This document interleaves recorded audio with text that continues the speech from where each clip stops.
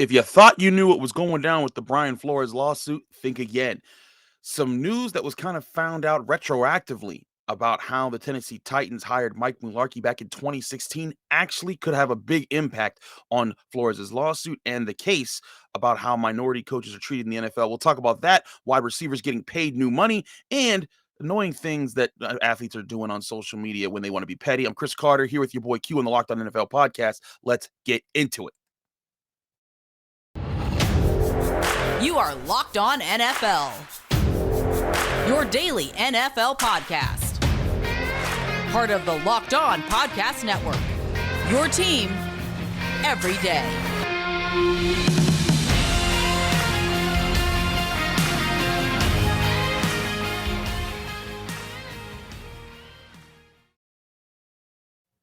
And welcome to the Locked On NFL podcast. I'm Chris Carter. He is your boy Q. It's the Friday edition. You can find this show on Apple, Spotify, Google Podcasts, Odyssey, and YouTube. If you're watching this video on YouTube, hit the like button on our video if you enjoy it. Hit the subscribe button to our YouTube channel to get all of our daily episodes and all of our breaking news updates on the NFL. Q, what's up, man?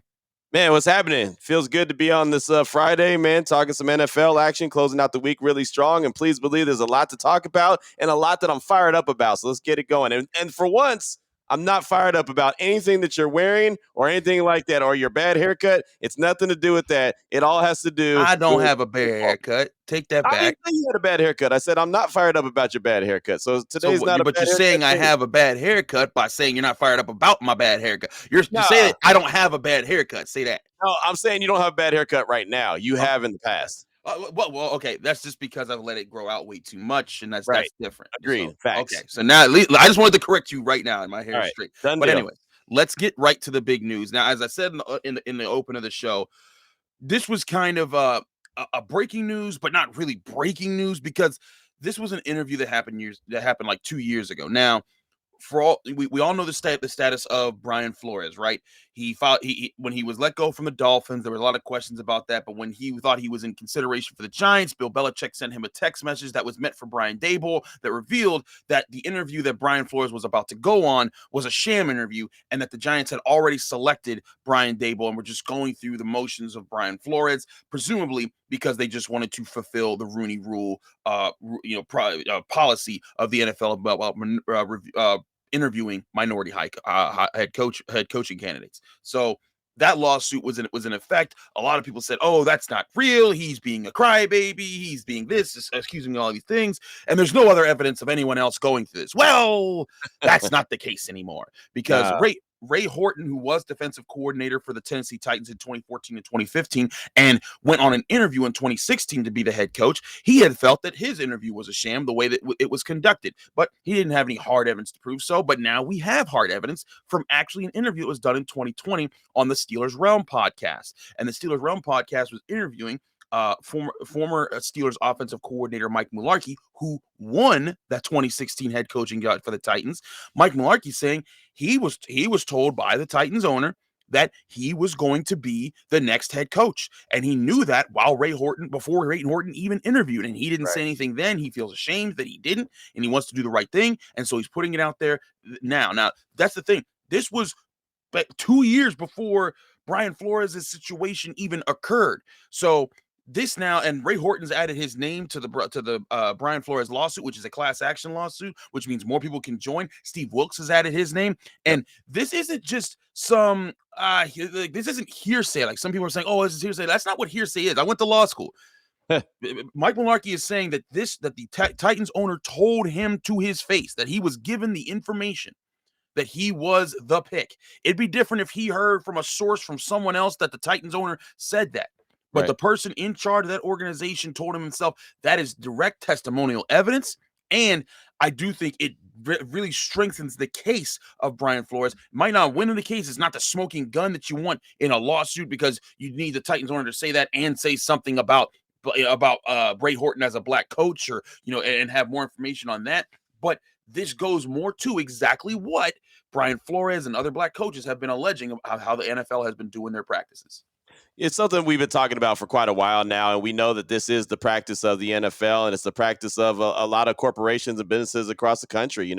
It's the they hire who they're comfortable with, they hire who they know and have run in the same circles with, and they just go through the motions of, okay, I got to go through this, that, and the other to get to where I really want to be. And so we've all known for a very long time that the Rooney Rule, even though it was put in place for a good cause, good purpose, was never executed and was never really done correctly. It was always just basically check a box. And so unfortunately, something that was put in place for something positive turned into just, well, okay, this is just a part of the procedure that we've got to go through. And that's what Brian Flores claims in his lawsuit, that basically he had the sham interview, and now others are coming to the table and saying, yeah, we've had the sham interview too. But let's be honest about the situation. How many times do you see, this guy's interviewing for the head coaching job for whatever team, and you're like, yeah, that's a Rooney Rule hire or a Oh Rooney yeah. Rule interview. I mean, we see it all the time, man. I Yep. hate it that guys like Mike Singletary are always part of that, and Marvin Lewis. Marvin Lewis gets it. Yeah, Marvin Lewis gets it all the time. There's a lot of guys that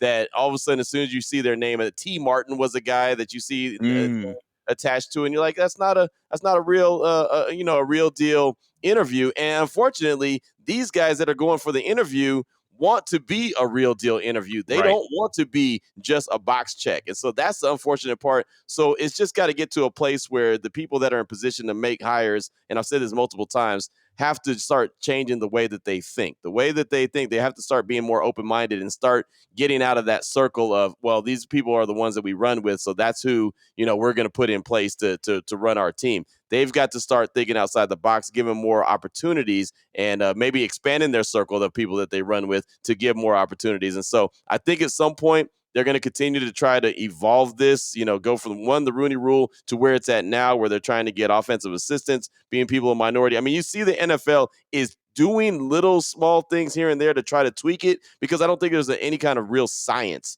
on how you can make someone hire someone that they don't necessarily want to hire. Like, you can't force someone to hire someone that they don't want to hire just by putting a rule in place, because you could always go around the rule.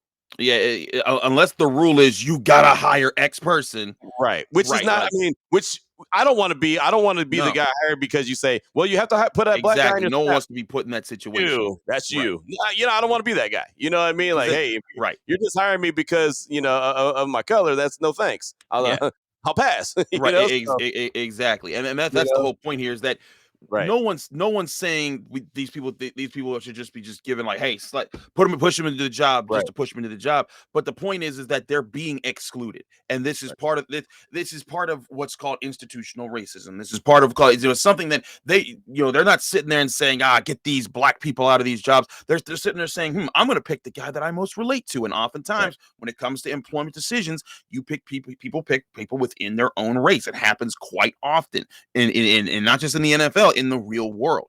And again, this is all their point is like, look, we're just tired of being put on these fake interviews, and we do want a legitimate shot. We deserve a legitimate shot because a lot of us are really good coaches. And I think, for all the people out there that were saying, oh, that's not a thing, that's not happening, we now have a white coach who has now come out and said that I was one of the people that benefited from these practices. So not only do they exist, but the people that are benefiting from them are like, yeah, this isn't fair, this isn't right. Like this needs to stop. So I not that the NFL will take a hard look at itself, because again, brother Bomani Jones on he's got the Game Theory show now, but he's made a point for years with his the Right Time podcast. He's like, listen, the Rooney Rule, as nice as it seemed, it was more of something so that the NFL could say, look, we did our thing. We want to be diverse, but they don't really care. They just want money, and their owners want to win so that they can get more money. And that's the bottom line here. So all this lawsuit is continuing to say, like, look, man, if y'all actually want to care about diversity, if y'all actually want to care about being fair and giving people real opportunities, things got to change. I'm not sure they will, but because Mike Tomlin just said a couple weeks ago at the owners' meetings, he's like, you got no confidence that the NFL is going to actually do anything to change this. So we'll see if that happens. It's got to be an evolution. I mean, simple as that. It's got to be an evolution. I'll probably never be around to actually see it come full circle and evolve. You probably won't either, because it's going to take a whole lot of understanding, a lot of open mind, and a lot of change. And the change always starts at the top. So, I mean, it's as simple as that. But at least it feels like, at least to me from my end, it feels like people are understanding that there's an issue. And if you understand that there's an issue, that's the beginning steps of fixing that issue. Absolutely. I've said all along, the biggest thing is the decision makers have to change. And Right. I don't think that's ever going to happen until people start getting pushed out the league. But that being said, we got a lot more to talk about that's like actual football stuff on the field. We're going to talk about wide receivers because Stephon Diggs got paid. There were guys we talked about on this show that earlier in the week, but we want to look at a more global position as far as how wide receivers are getting paid across the NFL as they start to move forward into this new expanded salary cap era. But first, we're going to talk to you guys about betonline.net. Betonline.net is your number one source for all your betting needs and sports information. You can find all the latest sports developments, including this week's Masters Championship odds, podcasts, and reviews for all the different leagues this season. Major League Baseball started up opening day was Thursday, so get in on the action when you go to betonline.net. BetOnline is your continued source for all your sports wagering information, including live betting, esports, and scores. Head to their website today or use your mobile device to learn more about the trends in the action when you visit BetOnline, where the game starts.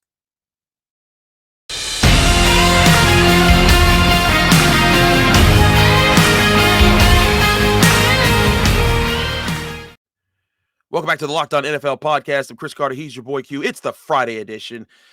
Q, Stephon Diggs got the bag this week, and everyone's talking about the bag and about that. But he's not the only one. Tyreek Hill got a huge payday. He's averaging $30 million a year for his contract. Davante Adams got paid by the Raiders. He got everything started. Davante Adams really got the ball rolling, right? He really did it. $28 million a year.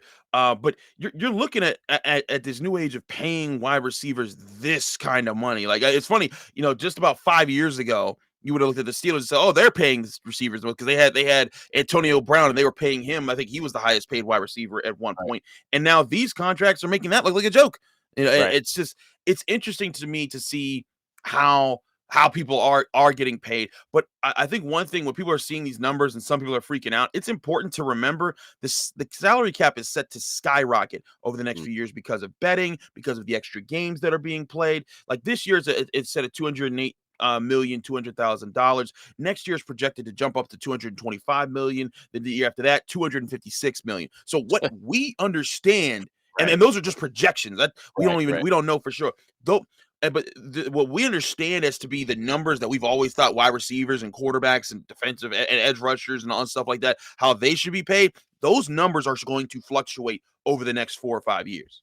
Right. Well, the thing about it is now wide receivers, corners, you're seeing edge rushers, they're all getting paid like quarterbacks. Yep. And quarterbacks are getting paid like superhumans. You know what I'm saying? Like, think about this. I mean, $20 million, $28 million a year for a wide receiver was unheard of just a couple seasons ago. That was legit quarterback money. I mean, there was a time, and I'm not trying to make it about the Raiders just because I host the Locked On Raiders podcast, but there was a time Derek Carr was the highest paid quarterback in the league at just about $25 million a year. $25 million. Now Aaron Rodgers is at 50. Yeah, it's just going through the roof.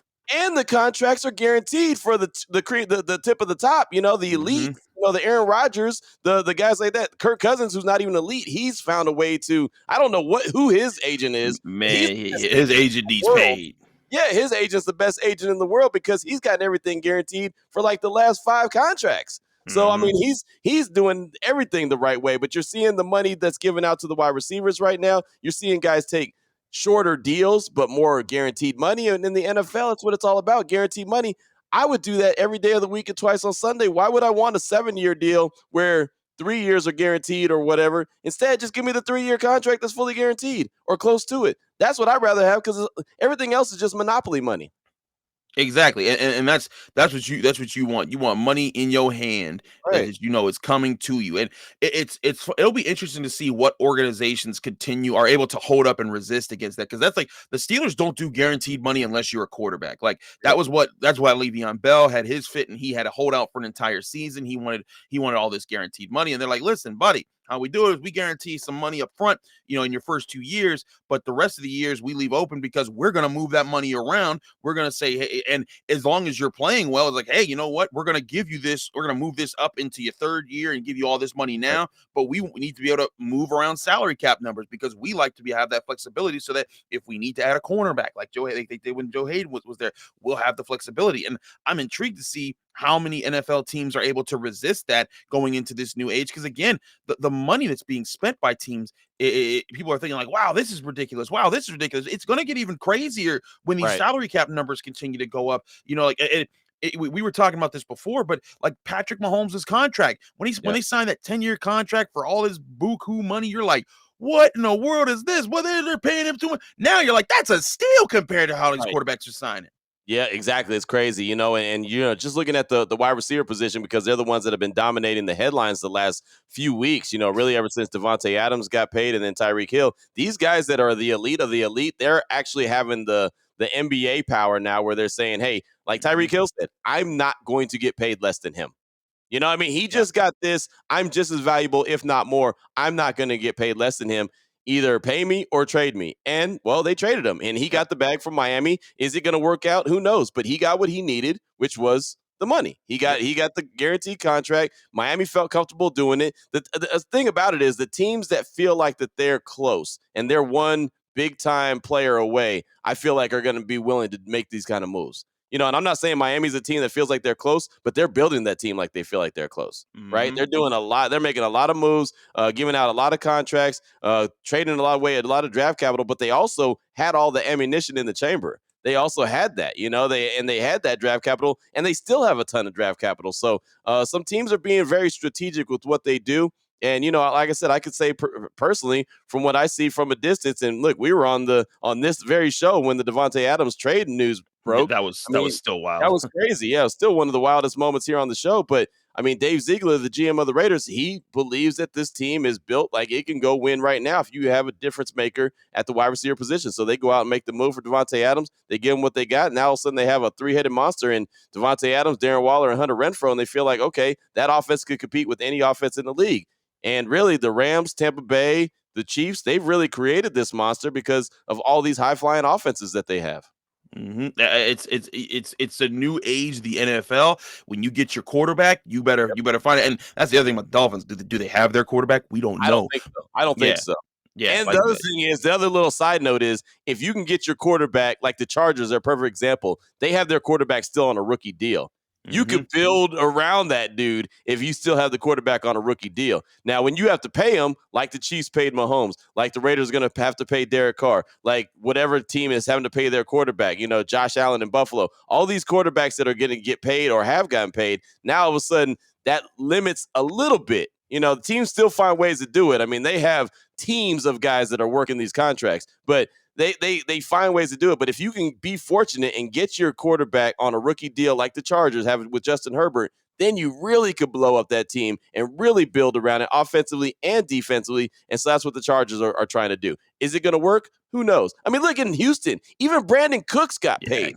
And Houston's not even a good team. Right. Like, what are they playing? They got Davis Mills at quarterback. Like, what's going on? Exactly. But they gave him a 2-year extension. They gave him plenty of money, almost $40 million guaranteed. I mean, and that's not even top dollar, but that's still for a guy that has, one, concussion history, and two, he's playing on a terrible team. He's still getting almost, $40 million guaranteed. Nothing wrong with that. And that's what these guys are showing that they have the power to do now. Yeah, get paid, man. We're not saying don't get paid. We're just saying, wow, you're getting paid. That's just more of what it is. But no, I agree with you, Q. And it's also crazy. You talk about the Chargers. They got two of the highest paid per year guys at wide receiver in the NFL right now. And the top six is Tyreek Hill at $30 million a year, Davante Adams at $28 million a year, DeAndre Hopkins at $27.25 million a year, DJ Moore at $20.6 million a year, but then back to back at 5 and 6, Keenan Allen at basically Keenan Allen and Mike Williams both making $20 million a year around that for the Chargers. So it's crazy. It's like we've always talked about the arms race of quarterbacks. Now it's like an arms race for wide receivers to try to find those playmakers that'll best pair with your star quarterback. So and tight ends that are big time players, the Travis Kelce's, the George Kittles, the Darren Wallers, the Mark Andrews, the guys like that, the big time tight ends, they're getting paid too. George Kittle, $15 million a year. Travis Kelce, $14.3. Dallas Goedert, $14.2. Mark Andrews, $14. Hunter Henry, $12.5. Jonnu Smith, $12.5 G's. And David Njoku currently on that, I believe, on that franchise tag. Yeah. We'll see. But that Waller's about to get paid. You watch, trust and believe. He's very low on the totem pole right now as far as salary. That ain't gonna last long, brother. That's not. Yeah. He's is represented by Waller? Clutch Sports. Wow, he's got $7.5 million, but he's 30 years old. I'd be interested to see what he gets paid at, I at, know. at, at his age. The Steelers, though, they're liking themselves right now with Pat Freiermuth sitting there at $1.5 million Yep. a year for the next 3 Yep. seasons. They are happy to be keeping that number Exactly down. right. But what some people aren't happy about, Q, is how players get when they're in free agency and they might leave, they might not leave, and the things that they do when you and I, as guys who have to cover these teams, have to deal with it. We'll talk about what our biggest pet peeve about that situation is. But first, let's talk about our great sponsor, Built Bar. It's that time of the year where people are starting to look at the spring and like, oh man, April's here. Man, I got to get my summer body right. Well, guess what? Built Bar's here to help you do that with the treat that's going to taste like a candy bar, but be as healthy as a protein bar, because it is a protein bar. And if you haven't tried the new Puffs flavors, you're missing out, because they're the best tasting Built Bars around. They're protein infused marshmallows, and they're fluffy, marshmallowy, and they're a tasty treat. They're covered in 100% real chocolate. They come in flavors like cinnamon churro, coconut marshmallow, banana cream pie, and they're so good. And if you want a regular Built Bar, they're awesome too, because they're covered in 100% real chocolate, and they're low in calorie but high in protein. The average Built Bar has 130 calories, 4 grams of sugar, 4 net carbs, and 17 grams of protein. But the average candy bar can be having 240 calories, 30 grams of sugar, and dozens of net carbs. There's so many flavors to choose from coconut almond to peanut butter brownie, double chocolate, raspberry, cookies and cream, salted caramel, you name it, they probably got it. And you can go and find all those flavors at built.com, where they'll have your favorite Built Bar delivered right to your door. When you go to built.com, be sure to use that promo code LOCKED15. It's LOCKED 15 LOCKED15, and you'll get 15% off your next order of Built Bars when you visit built.com.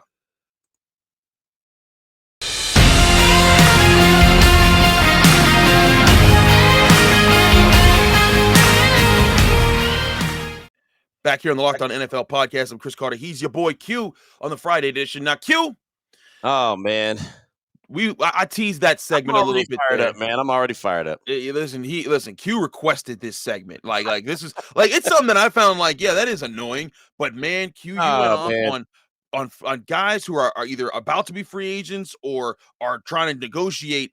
And when they hit their Instagram or their Twitter page, they scrub their profile of anything that the team that they was with. And now everyone's like, ooh, do they hate the Cardinals? Ooh, do they hate the Patriots? I don't know. Like, and it's like, when that happens, it's like, come on, man. Like, because you have a problem with this, but let people know what your problem is with Yeah, this. I do. I have a real issue with this. Look, I get it, man. I'm the old dude in the room. That's fine. Okay, I can embrace that. If you're watching on YouTube, that's fine. I'm cool with that. If you're watching on YouTube, you can see the grays on my face. You can see the grays in the beard. It's cool. I'm with that, But I, still look good and still rock a good hairstyle. But that's beside the point. The point is, when these guys get upset because they don't have their contract extension, or they want their contract extension, like a Deebo Samuel, who's the latest to do what I'm about to talk about, and that is scrub the social media of all things that represent his team. So he takes the 49ers profile picture off of his Twitter or his Instagram. He deletes 80 or 800 posts, whatever it was. He deleted a bunch of posts. I don't need all that. I mean, Right. it's unnecessary. Look, if you want a contract extension, and Deebo Samuel has earned a contract extension, I know he's going into the final year of his deal. And hey, it's good. I get it. It makes sense. You don't want to go into the year a lame duck year, and you never know what can happen, especially in the NFL. You can get injured, and then all of a sudden that affects your money. So yeah, after you've earned a certain contract, I get it. You want it. Fine, no problem. The way to get it is not going on social media and scrubbing it of that. That doesn't tell me anything except for you're a child. And this is when you're talking about all kind of money that they're talking about, big time money, as we talked about in segment number 2. Your social media, to me, I'm not worried about your social media. If you want to talk about a contract, you either tell your agent or you do it yourself. You walk into the office and say, hey, look, going into the final year of my deal, would love to get a contract extension done. Where are we at? And you talk man to man, face to face, whatever the case may be, man to woman, it doesn't matter. You don't have to go on social media the way of Deebo Samuel now, Kyler Murray before that, this person before that. And that's all they do. And I know Kyler Murray said that's what the kids do. I get it. That's cool. That's why I embrace being the old dude in the room. I'm fine with that. But that's not the way you handle business. You don't, if I'm in a slight position of being able to hire people at my job. And I get it. My job is not the same as what they're doing in the NFL, and the money will never be the same. But I'll tell you what, if a young radio dude below me decides he wants to come into or wants a raise at the job, and he starts scrubbing his social media of the radio station and all this, and that's not going to get him a raise. That's not even going to get him a conversation. It's going to make me laugh. I'm going to laugh at that because I don't care. But now if he comes into the office and says, hey, Q, this is what's been going on. We've been working like this, and, we've been doing some really good things, and I make this much, and I think that, it's about time to maybe look at my pay and adjust it. Then at least, even if I don't agree with that, I'll respect it because he came to me like a man and talked to me instead of just, I'm going to scrub my social media. What does that even mean? Yeah. You know what I mean? Like, the only thing I care about on your social media is that you're not damaging the brand. Right. You know what I'm saying? You're not putting something out there stupid that's disrespectful and offensive to people or, something like that. That's all I care about. Besides that, I don't care if you say that you work at the radio station, if you say you work on Mars. You know what I mean? It doesn't really matter. And if you work on Mars, that's great. Bring back something, Q, has anyone ever scrubbed their social media as an employee under you? No, because if they did, I'd laugh at them and tell them that they can always go work at the corner store up the street. I think about myself in so many like different times where I wanted more money or felt like I deserved more money or I earned more money. I never in my life thought that the way to get it would be to go on social media and decide that I'm going to unlist all my employers or whatever. Hey, I'm taking Locked On NFL off my podcast, off my Twitter page because I'm not making enough. Well, like, what are you talking about? Right. What do you do? You just call someone up or you talk to someone and say, hey, this is the situation. And again, even if you don't get it, that's fine. It's just at least you went and you'll get the respect of the organization by just talking to them or having your agent. That's what your agent is there for. You know what I mean? Like, your agent is the one that could be the bad guy. That's why you hire them, right? Agreed. Yeah, that's the whole point. That's the whole point of that process. It's just, I think that there's a lot of guys out there as far as players who think that, they're not, their agents might not be letting them, be in the conversation, and they're just impatient with their situation, or they don't understand what's going on, and they think, you know what? I thought this team was loyal to me, and it turns out they're not. Like, that is something though that I think could be part of it.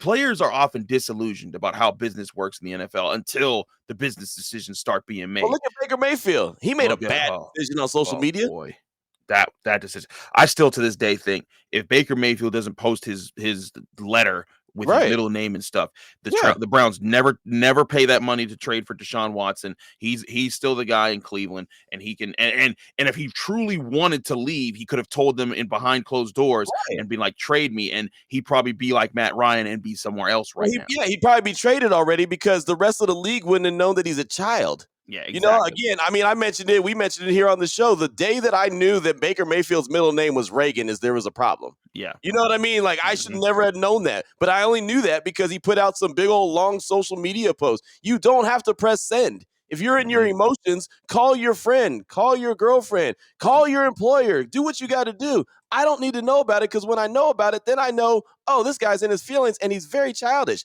And that's the message he sent to the rest of the league. Oh, hey, I'm a child. And guess what the Browns said? We want an adult in the room. Yeah. And they went out and got Deshaun Watson with all his baggage, and that's what they claimed. They wanted an adult in the room. So what does that tell you about you? Says a lot. And again, it's those types of things that I think NFL teams are. If you're a superstar, they might be like, all right, calm down, man. I mean, the Steelers for years kept Antonio Brown under wraps. Like, in Pittsburgh, nobody even knew he was a menace. Nobody knew. I don't know what Mike Tomlin was doing, but he had some Jedi mind tricks where he was keeping it, making it look like AB was a great dude. Every once in a while, he flipped out on the field, but that was it. That was it. Like, yeah, and even in Pittsburgh, he was a prince. Like, he walked around here, everyone was like, AB, we love you. Now it's like, yo, you're crazy. Nobody likes you. Like, but if you think about that, like that ability to work with guys, that's one of the important management skills I think that coaches have to have when they're developing relationships with their players. But this is part of what you also have to do in today's NFL. These guys that are making this kind of money, they're gonna get personal. They're gonna see these business decisions as being bigger than that, and they're gonna be like, you know what, man, I don't like this team anymore, and I'm gonna try to do this. But I feel you.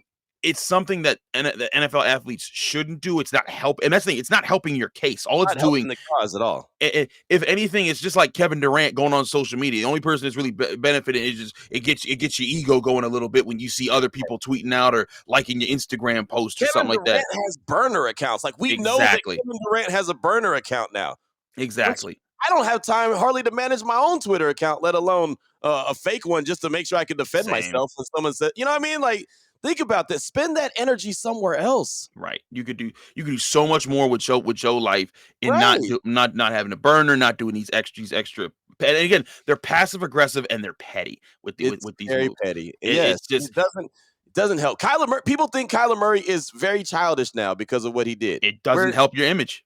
And nobody knew that, regardless if he is or not. Nobody knew that until he went and did his little social media thing, and he decided to act very childish. And now that's the perception. And unfortunately, perception is reality more times than not. It certainly is. And again, if you're trying, when you're Kyler Murray and you're trying to develop an image, you're trying to be, you're trying to say like, hey, this is who I'm going to be when you hire me. And that's not the way you want to put it, because now that's going to follow you until you shake it, and those impressions are very hard to shake, even if you go and win like 2 Super Bowls back to back. So I'm right with you, Hugh. It's something that needs to stop. It's something that is annoying, and as people who cover the NFL, it just makes no doggone sense why people are doing it. You don't have to tweet everything. You don't have to press send. That's my final words. There you go. Well, those are our final words here on the Locked On NFL podcast. He's your boy Q. Q, let people know you can find you, follow you, and get more of your work. You can find me on Twitter. Just talked about social media for a whole segment, and you can find me on Twitter.